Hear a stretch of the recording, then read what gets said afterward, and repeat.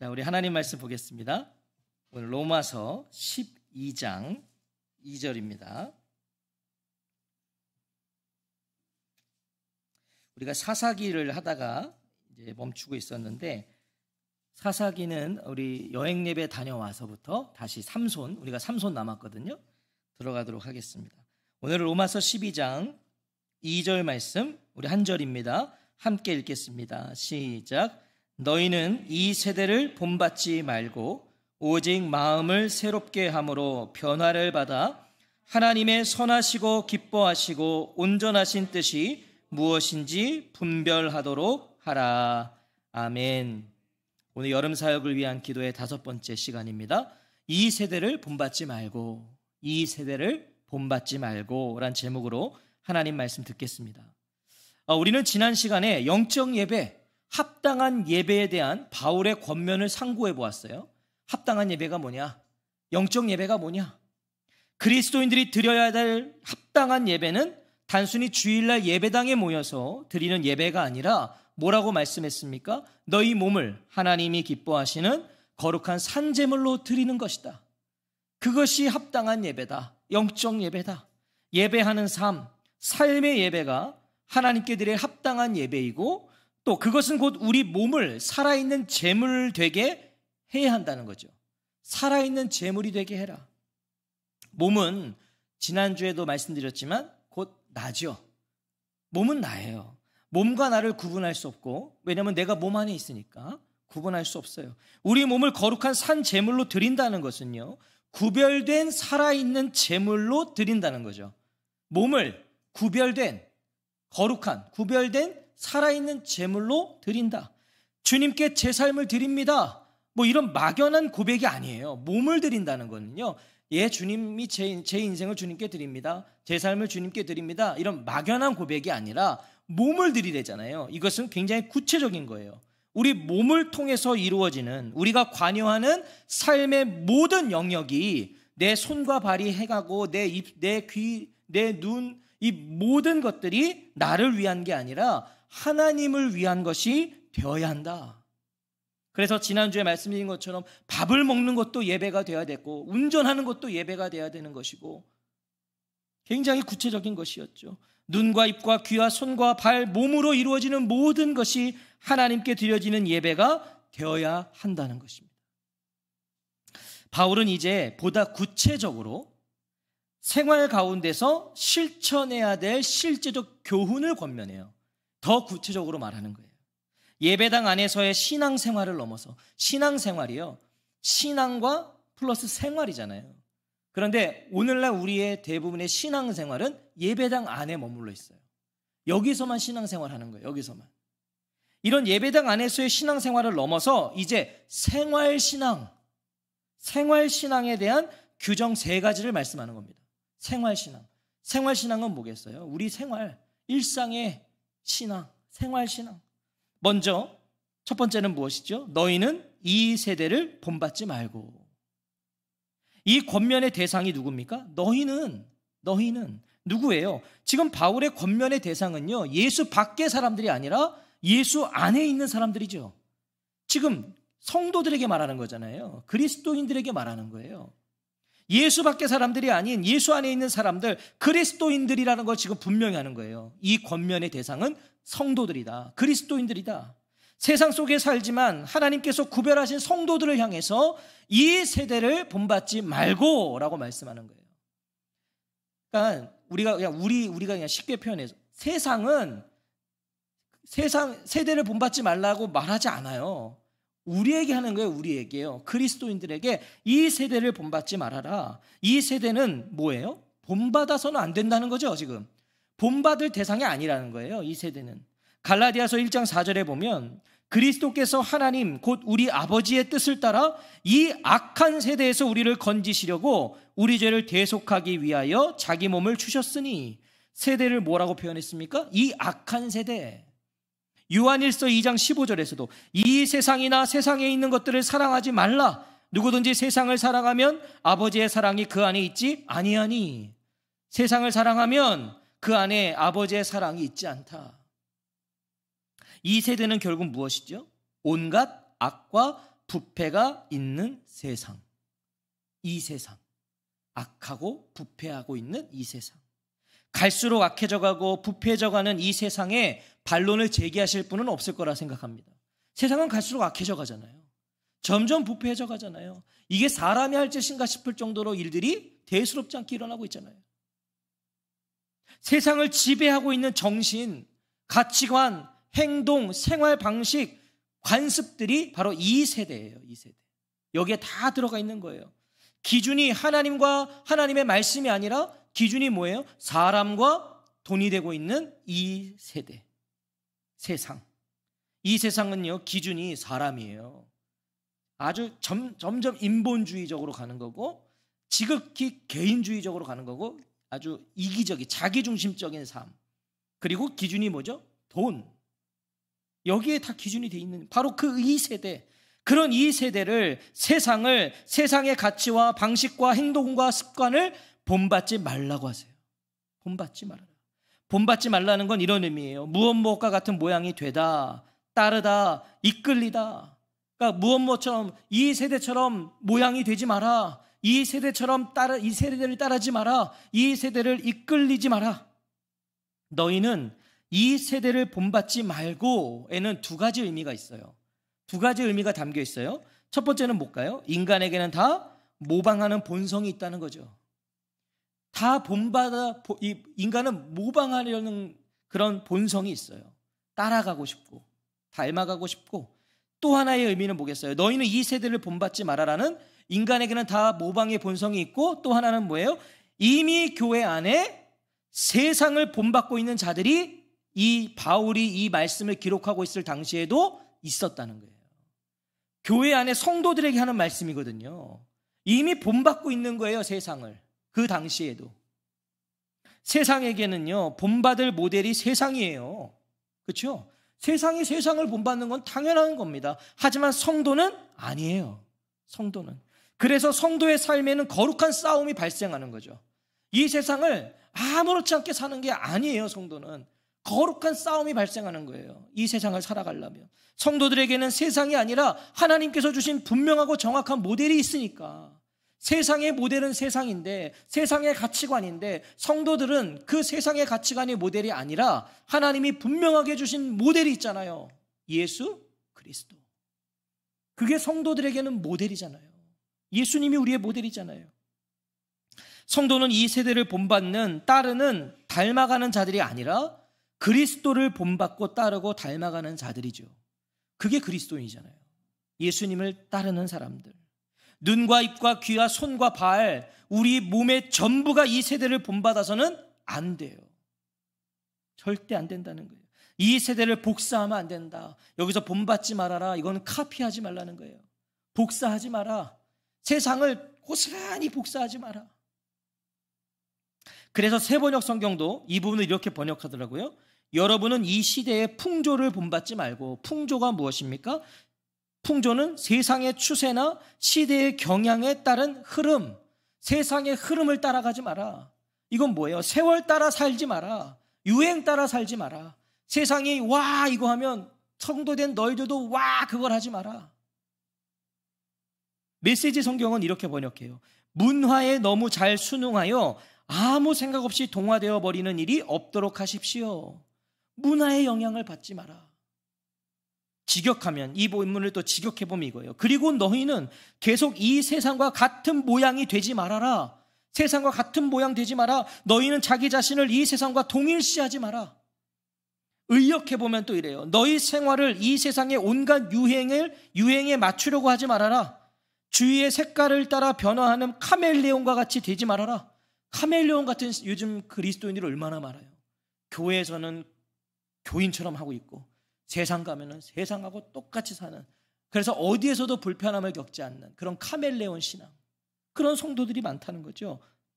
세상과 함께 행하지 말아라. 세상이 내가 무엇이 될 것인지를 결정하게 하지 말아라. 세상이 나를 결정하게 하지 말라는 거예요. 우리가 세상이 말하고 세상이 이렇게 해야 된다는 걸 따라가면 세상이 나를 그렇게 만드는 거죠. 우리가 그리스도인임에도 불구하고. 본문은요, 철저히 그리스도인들을 향한 말씀입니다. 예수님의 사람들에 대한 말씀이에요. 세상이 세상을 따라 사는 것은, 세상이 세상을 닮아가는 것은 지극히 당연한 것이지만 성도는 아니다라는 말씀이에요. 성도는 그것이 당연한 것이 아니다. 세상 따라 사는 거 그거 당연한 것이 아니다. 그런데 문제는 당연하게 아무렇지 않게 이 시대의 풍조를 본받아 살고 있는 것 같은 거죠. 우리가 다 이 세상을 닮아가는 거예요. 풍조 따라 사는 거예요. 예배당 안에서는 성도인데 세상에서는 성도가 아닌 것처럼 살아요. 예배당 안에서의 신앙생활은 익숙하고 능숙해요. 우리가 직분 받고 이 정도 신앙생활하면 교회 안에서는요, 우리 아주 능숙하죠. 권사처럼 우리가 있을 수 있고 목사처럼 있을 수 있어요. 집사처럼 우리 있을 수 있잖아요. 그건 잘하는데 생활신앙은 꽝이라는 거예요. 와, 교회에서는 목사인데 나가면 이게 목사인가 싶을 정도로 살아간다는 거죠. 생활신앙은 꽝이다. 주위의 색깔에 따라 변화하는 카멜레온처럼 살고 있다는 거예요. 더욱 심각한 것은요, 내가 세상을 본받고 있다는 것조차도 인지하지 못하고 살아가는 사람들이 있다는 거예요. 지금 내가 잘못 살고 있는 것도 모르는 거예요. 크리스천이 세상을 그대로 닮아서 똑같이 살면서도 이게 잘못된 것인지를 모르고 살아가는 것, 이것은 가장 비참한 거죠. 아무 생각 없이 세상과 동화되어 버리고 있는 거. 저는요, 길을 건너는 횡단보도, 우리 횡단보도 있잖아요. 이 횡단보도가 저는 이 시대의 축소판이라고 생각해요. 제가 이제 교회에 오려면 횡단보도 하나 무조건 건너거든요. 그래서 저는 그 횡단보도에서 많은 묵상을 해요. 횡단보도 신앙, 이 횡단보도 신학이 있어요. 저는 이 시대의 축소판 같아요. 그 횡단보도가. 이 세대의 실상이 고스란히 거기에 담겨 있더라고요. 제가 횡단보도에 이렇게 서 있어 보면요, 많은 사람들이 앞을 바라보지 않습니다. 무슨 말이에요? 신호를 안 봐요. 보행자 신호를 봐야 되거든요, 횡단보도에서. 근데 다들 스마트폰 보고 있어요. 스마트폰 보든지 그냥 신호를 안 봐요. 그러고 있다가 누가 걸어가잖아요. 그러면 신호도 확인하지 않고 따라 걸어가요, 사람들이. 그렇게 한참을 걷다가 반 이상 가서는 그때 깨닫죠. 아, 무단횡단했구나. 그러니까 뭐예요? 딴짓하고 있고 핸드폰 보다가 어떤 사람이 무단횡단을 했는데 신호 바뀐 줄 알고 따라가더라고요. 저는 그런 걸 굉장히 많이 봤거든요. 어제는 운전 이렇게 제가 신호 받고 서 있는데 어떤 참 아름다운 여성분이 저쪽에서부터 계속 핸드폰 보면서 오시더라고요. 근데 이미 그 보행신호는 빨간색이었거든요. 건너시면 안 되는데 저쪽에서는 파란불이었나 보죠. 그냥 계속 건너고 아무렇지 않게, 제가 기다려서 그분은 차에 앉혔어요. 계속 그냥 가세요, 아무렇지 않게 가시더니 다 건너시고는 어머 이러시는 거예요. 아무 생각 없이 사는 거예요. 아무 생각 없이. 자신이 무단횡단을 했다는 것을 다 건너서야 깨달아요. 무단횡단하는 사람을 무작정 따라 걸은 거죠. 아무 생각 없이 사는 거예요. 생각이 없어요. 신호를 안 봐요. 잘 아시는 것처럼 이제는 우리가 좀 바뀐 게 하나 있죠. 우회전 시에 차가 우회전할 때 거기 횡단보도가 있으면 그게 보행신호일 때는 이제 어떻게 되죠? 주행을 하면 벌금을 맞게 돼요. 그러니까 우회전할 때 횡단보도가 파란불이면 서야 됩니다. 이제는 무조건 서야 돼요. 사람이 저쪽에 서 있기만 해도 서야 돼요. 정차를 해야 돼요. 그렇게 안 하면 이제 벌금을 맞아요. 자, 이전에는요, 많은 차들이 보행자가 저쪽에서 걸어오면 그냥 막 갔어요. 운전자들이 보면. 파란불인데도 보행자들이 지금 건너야 되는데도 자기 차와 가까이 안 있으면 그냥 막 갔었다고요, 옛날에는. 그래서 사람이 차를 기다려줘야 되고. 자, 그런데 또 때로는 이렇게 차가 파란불이니까 사람이 건너지 않아도 이렇게 서는 사람들이 있거든요. 근데 그건 맞는 거거든요. 잘하는 거잖아요. 그럼 뒤에 있는 차가 또 빵빵대요. 사람 없는데 왜 안 가고 서 있냐는 거예요. 예전에는 그랬다는 거죠. 그런데 요즘에는요, 전혀 그렇지 않아요. 이게 이제 벌금을 맞는다고 하니까 아주 사람들이 잘 지키더라고요. 이제는 파란불이면 다 멈춰요. 그리고 아무리 멈춰 있어도 뒤에서 경적을 울리는 차가 없어요. 뭐죠? 왜 이렇게 하는 거죠? 이전에는 그렇게 하지 않았던 사람들이 왜 지금은 이렇게 잘 지키고 있죠? 벌금을 내기 때문이죠. 이건 뭘 말해주는 거예요? 돈의 지배를 받고 있는 이 세대를 보여주는 거 아니에요? 아주 지극히 돈의 지배를 받는 거예요. 인간은요, 벌금이 없을 때는 마땅히 지켰어야 되는 것도 지키지 않았단 말이에요. 그런데 벌금이 있으니까, 벌금이 시행되니까 이제 그것들이 무시되는 게 아니라 지킨다는 거예요. 벌금이 없을 때는 안 지키고 벌금이 있을 때는 지킨다는 건 뭐예요? 돈의 지배를 받는 거죠, 사람들이. 만약에 저는 이런 생각이 들더라고요.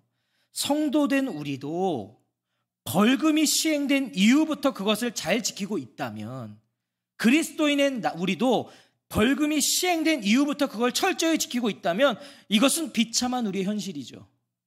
사실 그리스도인들은 벌금이 없을 때도 지켰어야죠. 우리가 크리스천이라면. 물론 이런 부류의 사람들도 있어요. 까짓 거 그냥 걸리면 벌금 내버리지 뭐. 그리고 지금도 그냥 가는 분들이 있을 거예요. 에휴, 난 내지 뭐.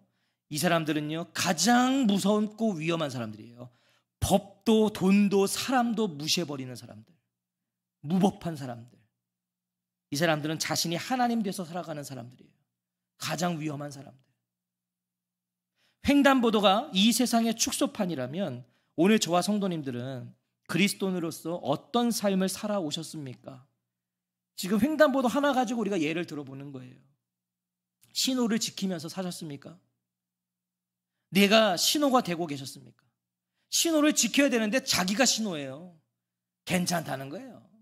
사람 없으니까 됐대요. 차 안 오니까 그냥 돌리면 돼요. 내가 신호가 되는 거죠, 그 사람은. 어떻게 사셨습니까? 왜 나만 안 지키나? 뭐 나만 안 지키나? 다 안 지키는데 뭐. 사람들 다 그렇게 사는데 뭐 나만 지킬 필요 있나?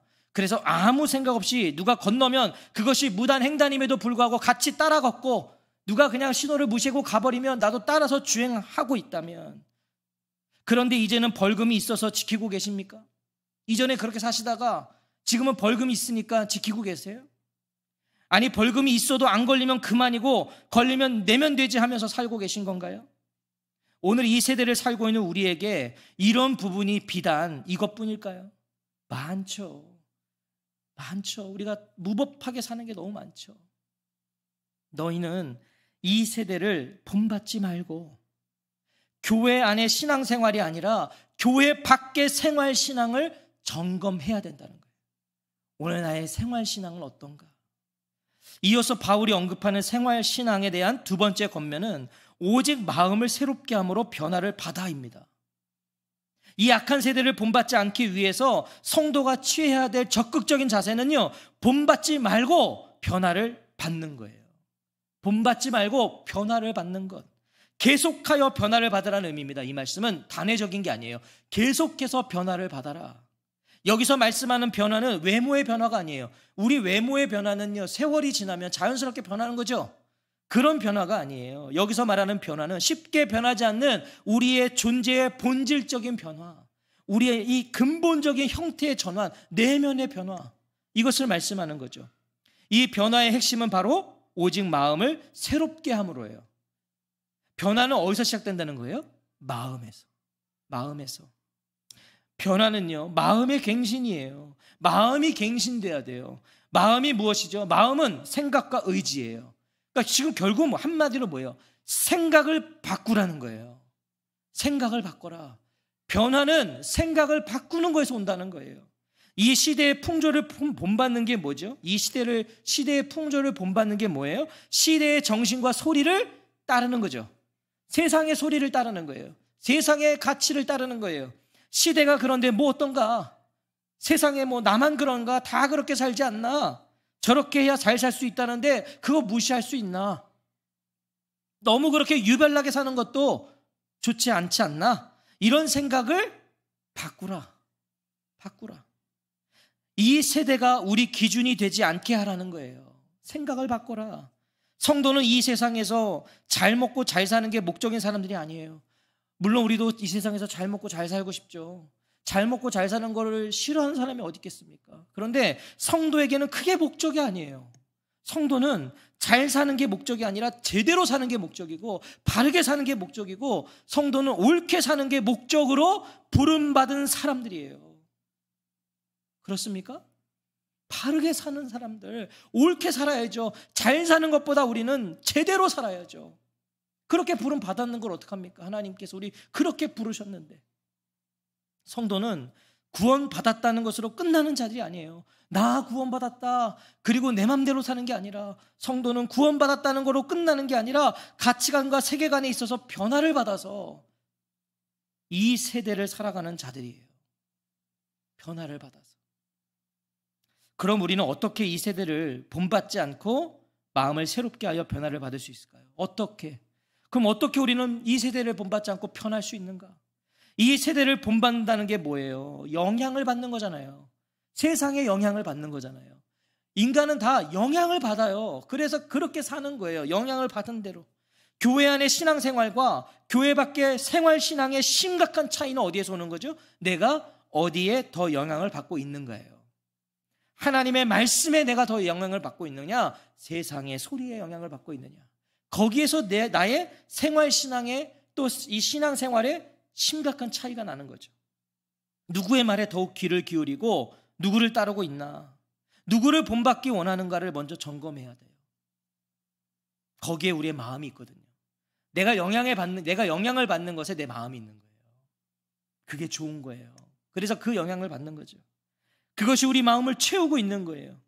새로운 마음과 변화는 그래서 우리 힘만으로는 불가능한 거죠.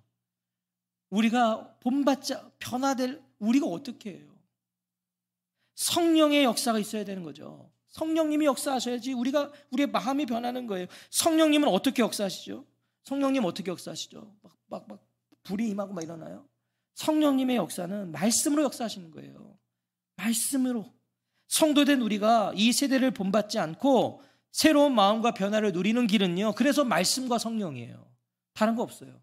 말씀과 성령의 역사를 받아야 돼요. 영향을 받아야 돼요. 영향을. 오늘 저와 성도님들의 귀가 종긋한 것이 무엇이십니까? 하나님 말씀이세요. 예배 시간에 또 집에서 성경을 통해 무엇을 통해 하나님의 말씀이 내 귀를 종긋하게 합니까? 아니면 세상의 소리가 나를 쫑긋하게 합니까? 시대의 풍조가 내 귀를 자극하고 있는 건 아니에요? 하나님 말씀 듣는 것보다 세상의 소리를 듣는 게 더 기이신 거 아니에요? 오늘 우리의 가치 판단의 기준은 하나님 되고 계십니까? 무엇을 할까 말까, 갈까 말까, 정할까 말까의 기준이 오늘 하나님 되고 계십니까? 시대의 가치와 자기 중심과 편의와 합리화가 기준되고 계십니까? 이것이 우리 생활신앙의 현주소를 말해주는 답이 될 거예요. 내가 오늘 어디에 더 영향을 받고 있나? 내 귀는 오늘 어디에 더 열려 있나? 바울은 성도들에게 권면합니다. 여러분은 이 시대의 풍조를 본받지 말고 마음을 새롭게 하여 변화를 받으십시오. 왜요? 왜 이렇게 하라는 거예요? 그래야 하나님의 선하시고 기뻐하시고 온전하신 뜻이 무엇인지를 분별할 수 있게 될 것입니다. 자, 그럼 이 말씀은 뭐죠? 바울의 권면은 지금 자신을 위한 것도 아니고요, 하나님을 위한 것도 아니에요. 자기를 위해서 이 세대를 본받지 말라는 것도 아니고 하나님을 위해서 이 세대를 본받지 말라는 게 아니에요. 지금 바울의 권면은요, 성도로 부름받은 하나님의 사람들을 위해서 말하는 거예요. 오늘 우리를 위해서 말하는 거예요. 이 땅에서 성도된 우리의 기도와 나눔에서 가장 많이 등장하는 게 뭐죠? 기도할 때, 또 우리가 나눔할 때 가장 많이 등장하는 게 하나님 뜻입니다. 하나님 뜻. 하나님 뜻이 알고 싶어요. 하나님 뜻대로 해주세요. 우리 기도할 때 그거 많이 하잖아요. 내가 원하는 대로 쫙 기도하고 마지막에 하나님 뜻대로 하옵소서. 하지만 그 기도조차도 내가 원하는 것을 이루어 주시기를 바라는 그것으로 마치는 거 아니에요. 하나님 뜻을 말하면서도 하나님 뜻을 가르쳐 주세요. 하나님 뜻이 어디 있을까요? 나눔하면 그거예요. 하나님 뜻이 어디 있을까요? 목사님 이거 해야 돼요, 말아야 돼요? 하나님 뜻이 뭐예요? 하지만 우리가 정말 정직하게 고백해 볼까요, 오늘? 우리 정말 하나님의 뜻을 원하고 있는 것이 맞나요? 하나님 뜻대로 해달라고 하는 그 기도조차도 내가 원하는 대로 되기를 바라는 그게 우리인데, 우리 정말 오늘 하나님 뜻을 원하고 있나요? 만약 하나님 뜻이 내가 원하는 것과 다르면 어떻게 하시려고요? 나는 지금 이걸 원하는데 하나님이 그거 아니야 그러면 그게 하나님 뜻인데 그거 알고 싶으세요? 정말 우리 원하는 건가요? 하나님의 뜻에 정말 관심이 있는 건가요, 우리? 그래서 하나님의 뜻을 알고 싶다고 말하고 있는 건가요? 그래서 우리가 오늘날 하나님 뜻을 알려달라고 했을 때 하나님 뜻을 가르쳐 주시던가요? 하나님 어떻게 할까요? 하나님 뜻이 무엇인지 좀 가르쳐 주세요. 그때 하나님 가르쳐 주시던가요? 왜 안 가르쳐 주실까요? 왜 안 가르쳐 주실까요? 하나님의 뜻을 우리가 구하고 묻는데 하나님 왜 안 가르쳐 주실까요?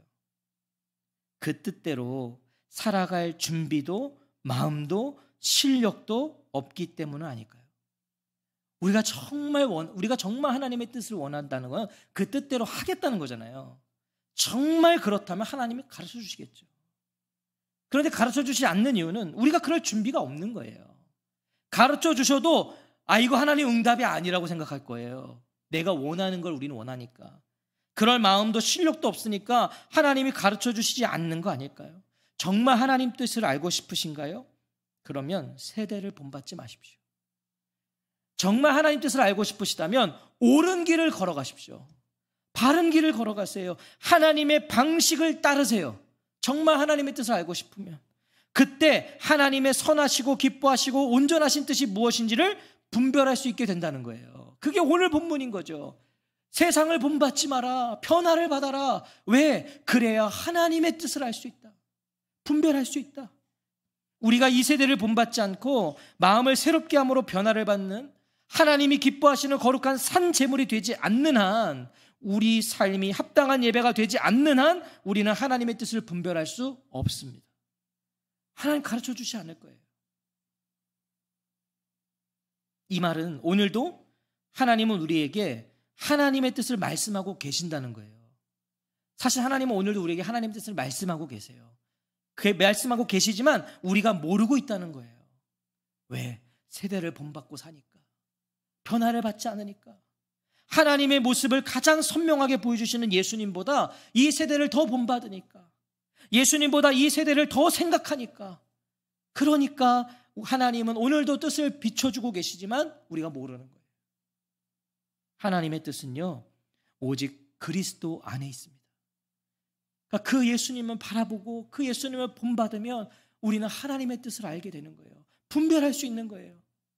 사랑하는 성도 여러분, 하나님은 우리가 하나님의 선하시고 기뻐하시고 완전하신 뜻이 무엇인지를 분별하기를 바라시는 거예요.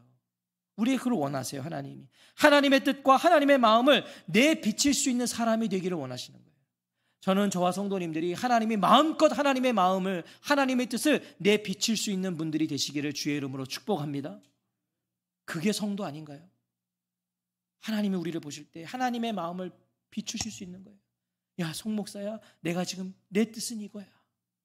그렇게 마음껏 하나님이 자신의 마음과 뜻을 가르쳐 줄 수 있는 사람, 그런 거룩한 욕심을 가지십시오. 그래서 오늘 사도 바울을 통해 하나님 말씀하시는 거예요. 그러니까 너희는 이 세대를 본받지 말고 오직 마음을 새롭게 함으로 변화를 받아. 성도는 이 세대에서 우리가 얼마나 세상처럼 될 수 있는지를 발견하는 자들이 아니에요. 그런데 오늘날 교회 안에 보면 마치 우리가 얼마나 세상처럼 될 수 있는가를 경주하는 거예요. 경주하는 것 같아요. 어떻게 하면 또 세상에서 박수치는 사람처럼 우리도 될 수 있는가? 경주하고 있는 것 같아요. 아니요. 우리가 얼마나 우리의 특성을 유지할 수 있는지를 우리는 이 세상에서 발견하는 거예요. 얼마나 예수의 맛을 내며 살 수 있는가를 우리는 발견하는 자들. 이 세대가 아니라 예수 그리스도를 본받고 외모를 새롭게 하고 변화하는 일에 목적을 두는 자들이 아니라, 오늘날 왜 전부 다 우리는 자꾸 이 외모를 새롭게 하는 거, 우리 외적인 것을 변화하는 거에만 몰두하고 있냐는 거예요. 그게 아니라 마음을 새롭게 함으로 변화를 받는 일에 목적을 둔 자들이 성도입니다. 이런 분명한 가치와 정체성과 목적을 가지고 살아간 한 사람을 제가 오늘도 소개하면서 설교를 마치려고 해요. 지난주 금요일에 소개해드렸던 이 조지 베벌리 쉐어를 기억하실 거예요. 제가 지난주에 말씀드렸죠. 그는 빌리 그레이엄 목사님 설교 직전에 늘 나와서 찬양을 불렀던 사람이에요. 그리고 그가 만든 찬송이 주 예수보다 더 귀한 것은 없네. 자, 그런데 그의 이야기는 또 여기서 끝나지 않았더라고요. 그의 이 이야기는 또 다른 이야기 이어졌어요. 미국의 유명한 오페라 가수 제롬 하인즈라는 사람이 있어요. 오페라 아주 유명한 사람이래요, 미국에서. 그의 꿈은요, 뉴욕의 메트로폴리탄, 그러니까 뭐 아무나 쓸 수 있는 무대가 아닌 거죠. 그 오페라 무대 위에서 노래하는 게 꿈이었대요, 이 제롬 하인즈가. 자, 그리고 드디어 그는 뉴욕 메트로폴리탄 오페라단의 가수가 됩니다. 자, 뭐죠? 꿈을 이룬 거죠. 꿈을 이룬 거예요. 하지만 그를 찾아온 것은 공허함이었다고 그래요. 모든 꿈이 그 메트로폴리탄 무대에 서는 건데 그것을 이뤘단 말이죠. 근데 공허하더래요. 자신이 그토록 바라고 꿈꾸며 추구해온 것이 이것이었는가? 이런 생각이 그를 공허하게 만든 거죠. 깊은 공허함 속에서 잠을 이루지 못하던 어느 날 밤에 그는 무심코 TV를 켜게 됩니다. 공허하니까, 잠이 오지 않으니까 TV를 킨 거예요. 그런데 마침 TV를 켜자마자 이 빌리 그레함 목사님의 전도 대회가 방영되고 있었대요. 그리고 마침 설교 전에 그날도 어김없이 이 조지 베벌리 쉐어가 나와서 찬양을 했다는 거예요. TV를 켰는데 어떤 찬양을 했을까요? 그가 예수님 만나고 만들었던 그 찬송, 주 예수보다 더 귀한 것은 없네, 이 세상 부귀와 바꿀 수 없네, 이 찬양을 이 베벌리 쉐어가 불렀다는 거예요. 마침 그때. 그리고 그 찬양에 제롬 하인즈가 충격을 받게 되었어요. 이 제롬 하인즈는 지금 아주 유명한 오페라 가수잖아요. 그런데 이런 생각이 들었대요. 저 사람도 나처럼 자신의 길을 걸어갔으면 내가 설 수 있는 무대에서 노래할 수 있는 사람인데, 그러니까 이 베벌리 쉐어가 진짜 찬양을 잘했나 봐요. 저 사람도 나와 같은 길을 갔으면 나처럼 유명한 사람이 될 수 있었을 텐데 왜 저기서 저런 노래를 부르고 있을까? 너무 잘 부르니까요. 그런 의아한 마음은요, 그를 계속 TV 앞에 붙들어 놓았대요. 저 사람 왜 저렇게 살까? 그 의아함 때문에 계속 보고 있었던 거예요, 그 전도 대회를. 그리고 이어진 빌리 그레함 목사님의 설교를 듣게 된 거죠. 계속 그걸 보고 있다가, 그리고 그날 그는 예수님을 영접하게 됩니다. 그 설교를 통해서. 이 제롬 하인즈는 그 다음부터 변하기 시작했다는 거예요. 예수님을 만나니까 변하는 거예요. 변화가 시작되니까요, 많은 이들의 충고와 조롱이 시작됐대요. 자꾸 이 사람이 뭔가 이전과 다른 삶을 사니까. 하지만 그럼에도 그는 계속해서 그 오페라 무대를 지켜나갔다고 그래요. 왜? 사람들의 박수갈채가 아니라 하나님의 영광을 위해서, 창조의 하나님을 내가 계속해서 오페라 무대에서 노래해야 되겠다, 그런 결단을 가지고 사람들이 조롱을 하고 뭐라 해도 계속 그 자리를 지켰고 자기는 하나님께 영광을 돌린다는 마음으로 계속해서 노래를 했대요. 그리고 10년간 그는 탁월한 오페라 가수로서의 삶을 이어갑니다. 아주 탑 가수가 되는 거예요. 그러다 어느 날 자신이 정말 소원하던 오페라 작품의 주인공으로 발탁이 됩니다. 정말 제2의 꿈과 같았던, 내가 저 오페라는 한번 해보고 싶다, 주인공으로 발탁이 돼요. 그런데 첫 연습 중에 서곡에서 춤이 나오는데 거의 나체의 몸으로 춰야 했다는 거예요. 본래 그런 내용이 없었다는 거죠. 그래서 이 제롬 하인즈가 오페라 감독에게 왜 이런 내용이 필요하냐고 물었어요. 원래 원작에는 이게 없는데 이거 왜 이런 춤을 넣느냐 물었더니 오페라 감독이 이렇게 말했다고 해요. 흥행을 위해서는 필요하다. 자극적인 거, 선정적인 게 들어가야 된다, 흥행이 되려면. 또한 자신이 부르는 노래 가운데요, 저질스러운 욕설의 가사가 있는 것도 알게 된 거예요. 원작에는 이런 가사 없는데 왜 이런 가사가 있냐고 또 항의했지만 돌아온 대답은 그것이 시대의 요구다, 그게 시대가 원하는 거야, 그러니까 부를 수 없다고 말하니까 모두가 이 제롬 하인즈에게 등을 돌렸다는 거예요. 그가 부를 수 없다 그러니까. 심지어 자신의 매니저에게까지도 하기 싫으면 그만두라는 말을 들었다는 거예요. 너 하기 싫으면 그만둬. 그래서 결국 이 제롬 하인즈는 계약을 파기합니다. 자기가 그토록 하고 싶었던 오페라의 주인공이 되었지만 자신이 예수님을 만난 이상 이런 역할, 이런 춤, 이런 가사로 노래할 수 없다고 생각이 되어 계약을 파기하고 심지어 벌금까지 냈다는 거예요.